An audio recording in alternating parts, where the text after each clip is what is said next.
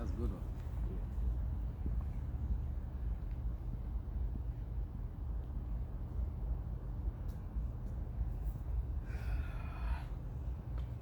Unavyoniona nikija kuketi katika kiti hiki, jina langu ni Kaka, and this is Traf TV coming to you from Washington State in the United States.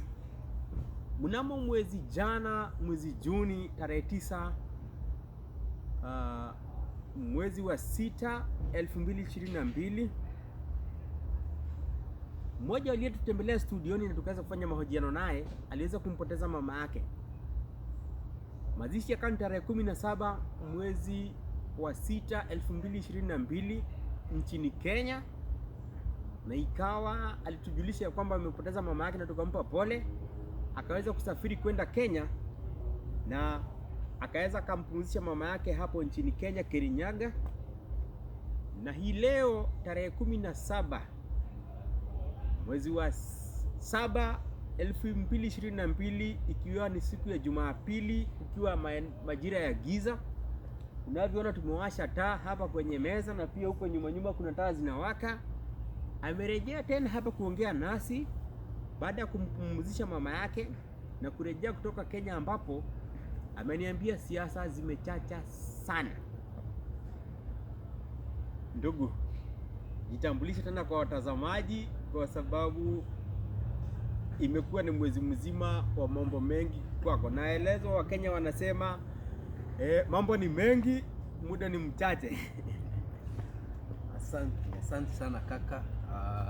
Kwa majina tena ni najiita Gathomi ama Patrick, and like Kaka said, I lost my mom last month, and it's been a difficult moment for me and my family, and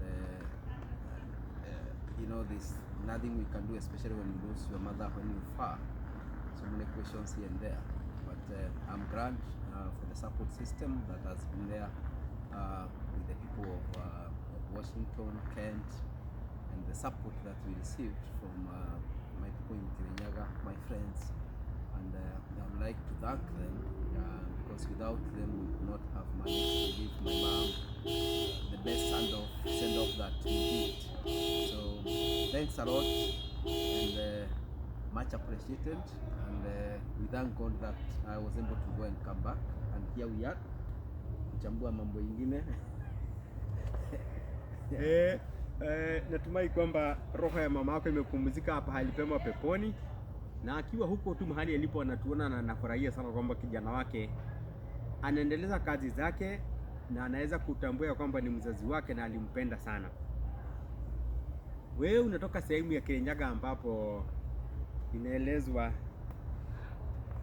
masuala ya kisiasa yanatatanisha sana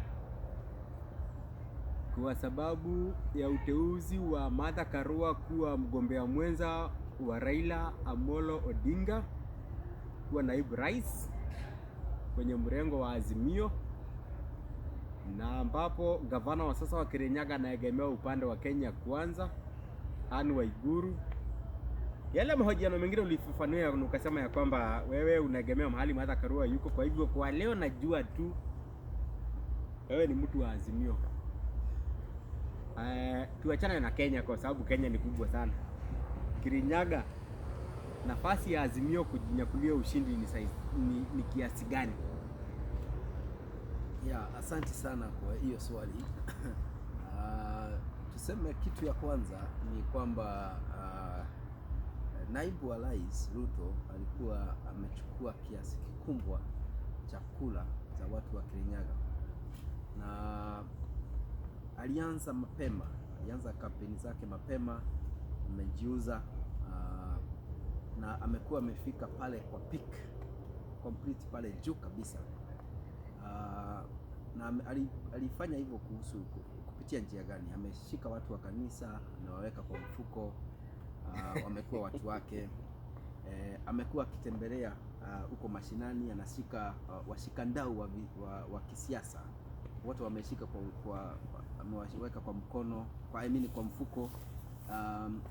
The people who actually drive politics at the local levels in almost every county in Kirinyaga. That's what he did. So he's been at the top, and for the last, let me say, like almost since 2017 when we did the elections, he's been running, but running alone until now. The Azimio brigade now came into place. Right now, what I can say is that he can only lose. He cannot go any further. He can only lose. And there have been a lot of grassroots, mobilization going on, and we cannot say that Mother will get more, but at least from my assessment,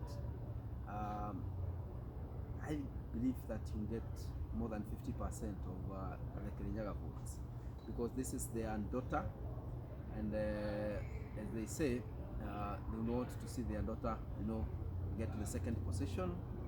And she's not just any other woman. She's been a woman who had some influences here and there, a strong woman, and that's what Kirinyaga women are.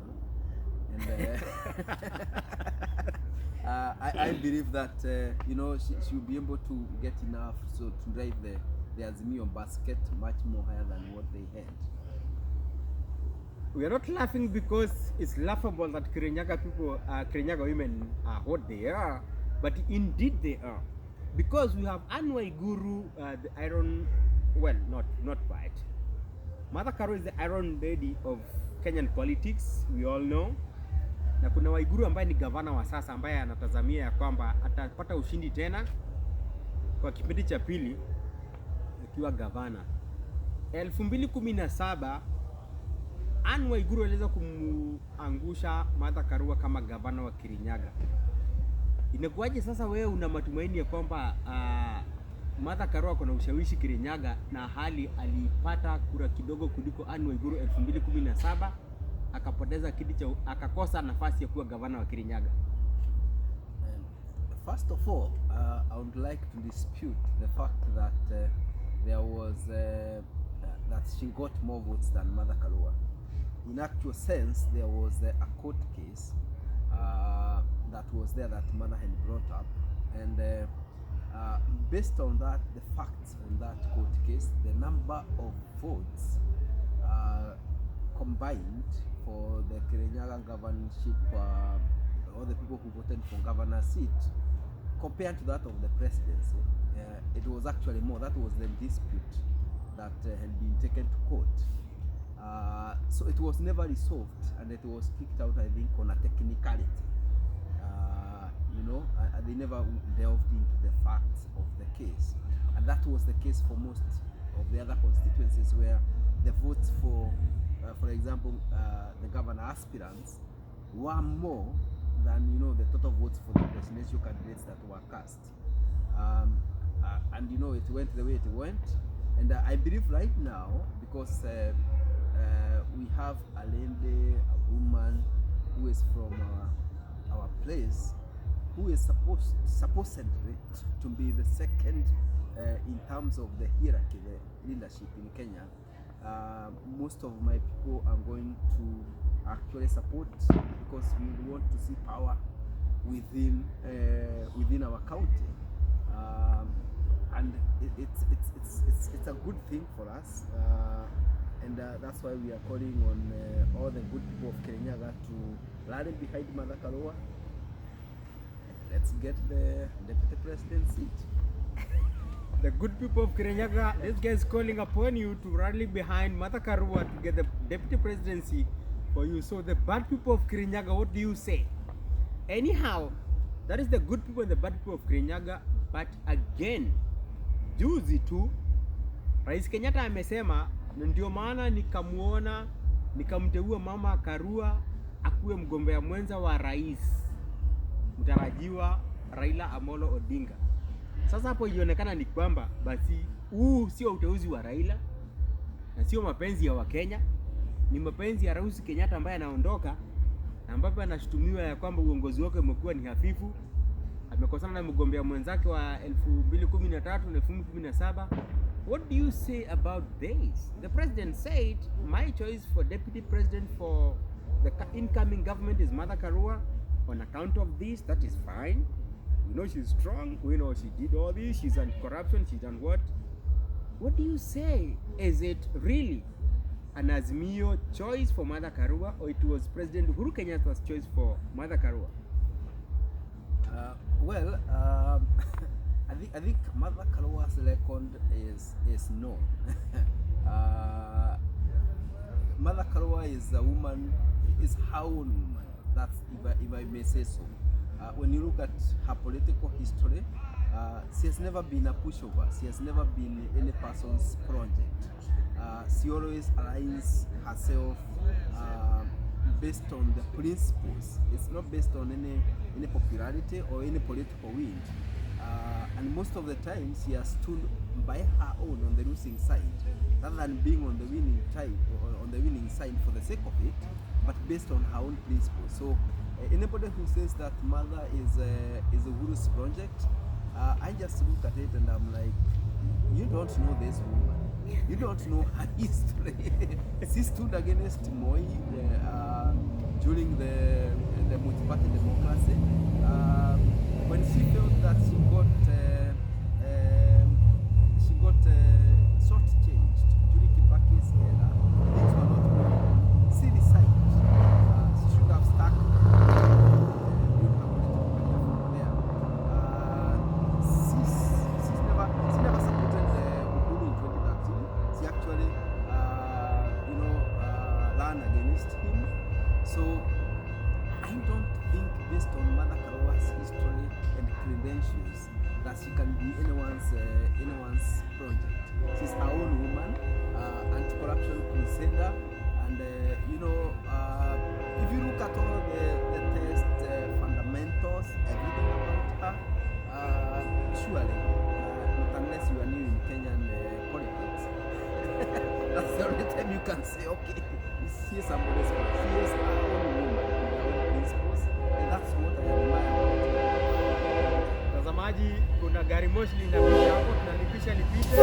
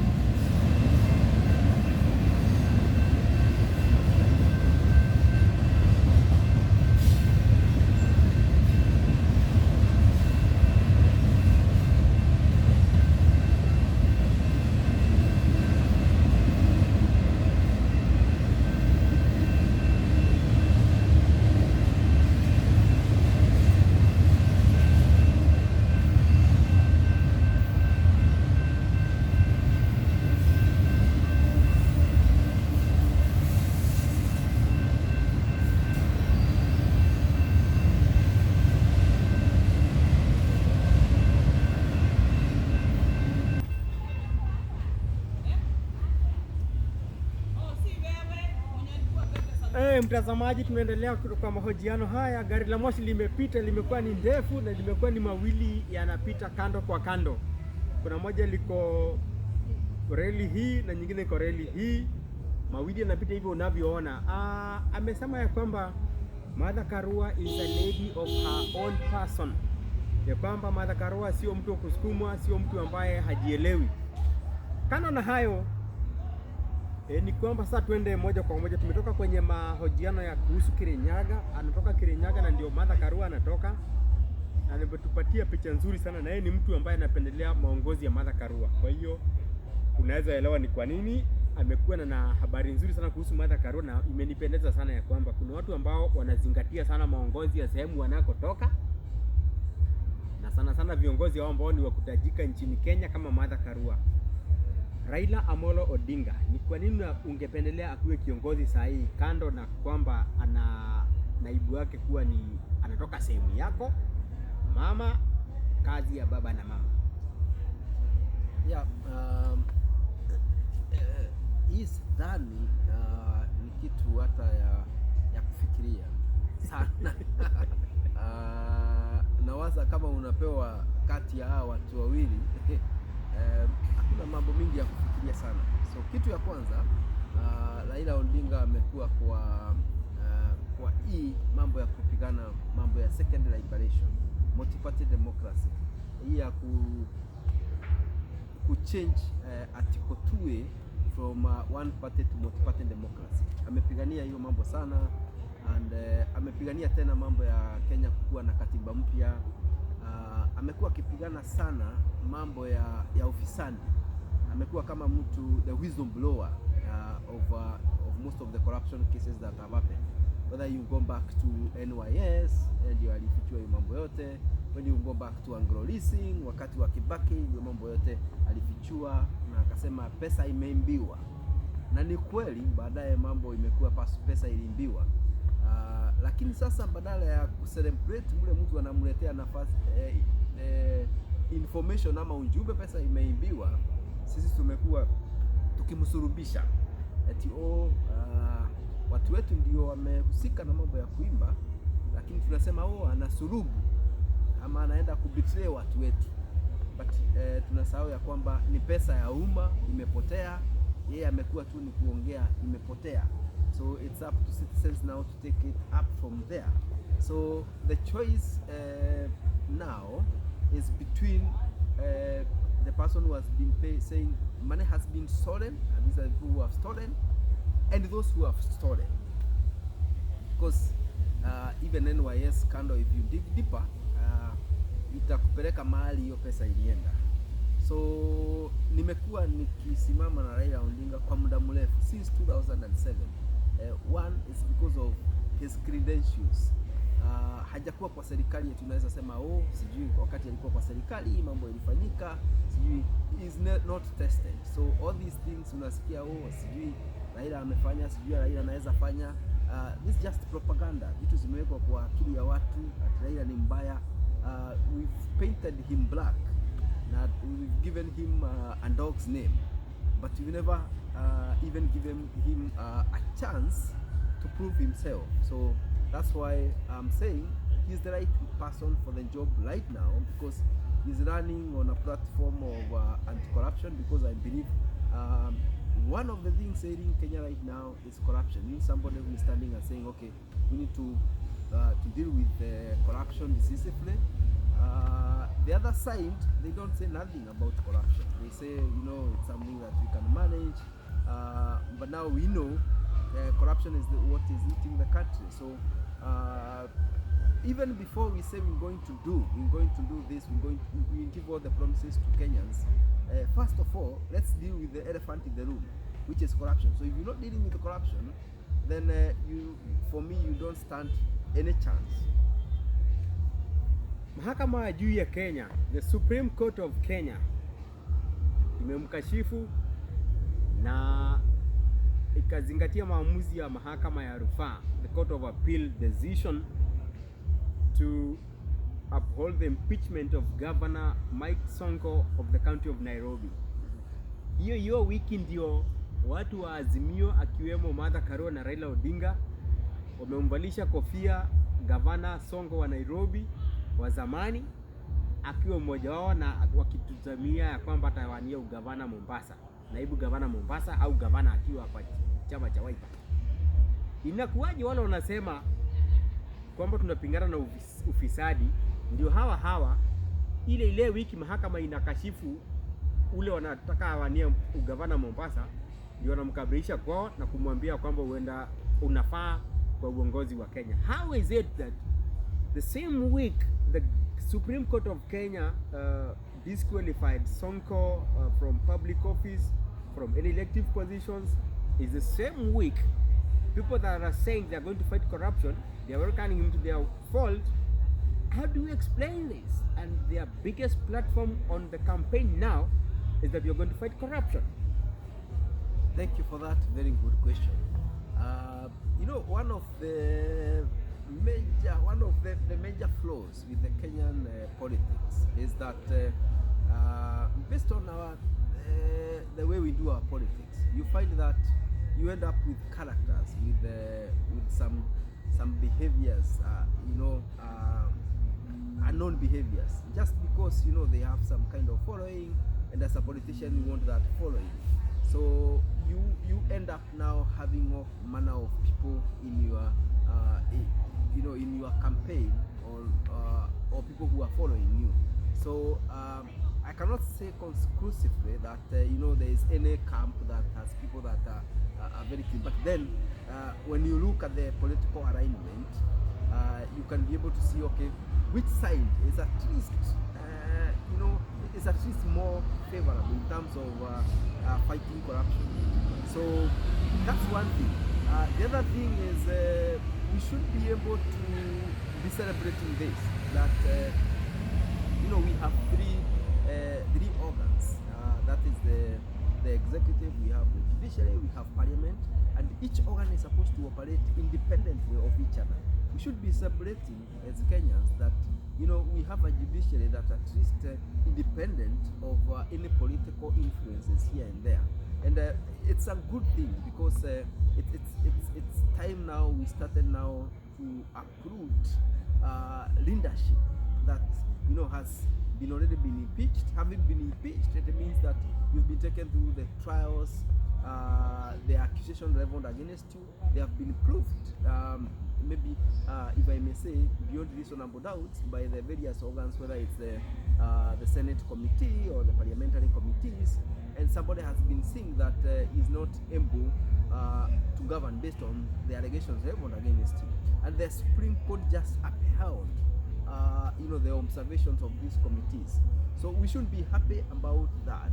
So regardless of the associations of the politicians, we should be celebrating that as Kenyans we have the last result, that we got an organ that can be able to stand up for us and say, okay, well, this person is not good for the country, is not good to run for governorship or any other position in the country. So it's something that we should be celebrating, but it's not something that we can point fingers, because if you look at the other side as well, all these things are happening across the political divide.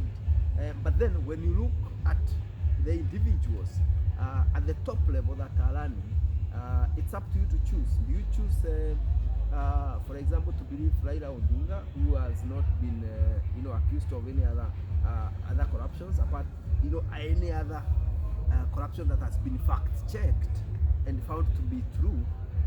Do you believe Mother Karawa, for example, who doesn't have a history of corruption? Or do you believe the other side that has got all these corruption cases hanging on their necks? So it's up to Kenyans to decide, do we really want somebody who has some integrity, or do we now go for people with no integrity at all? The choice is for you, Kenyans. That is an Azimio hardliner softening up his stand when it bites where it matters, because Sonko has been held by the whatever these things down there for men, them, and therefore we have to end the show here. This interview has been intense, as you may notice. I just kept quiet because this an Azimio diehard who's just come from Kenya from mourning his mother, and it happens he comes from Kirinyaga County when the number two designate of the country, should the Azimio win, comes from. You have to end the show here. My name is Kaka, and you have been told, Kenyans, be wise. Atafunga show ndio turudi mahali tulikuwa kukaa kwenye mkahawa. This is Kaka. Please subscribe Traf TV on YouTube, Traf TV on Facebook, and Traf_TV on Instagram. Thank you very much, Kaka. And my only wish that I would like to tell Kenyans is politics comes and go. There is life after politics, and I would like Kenyans to concentrate more, because when you look around, you see Kenyans, they are like political animals, very active in politics. But I would like Kenyans to ask themselves as individuals, on the economic front, what are you doing for yourself and for your families? You have a small farm. Are you spending most of your time in the local area doing politics? Or should you be spending your time in your farm, tilling your land, planting sukuma, planting cabbages and all that? Something that is going to give you some money. Remember, after this politics, you still got your family, you still got to improve yourself financially, economically, stabilize yourself. So it's up to you to make sure that you give yourself priority, and just know that economies around the world are driven by private sector. You are a private sector. Do it for yourself, and you'll be doing it for your country. Thank you very much.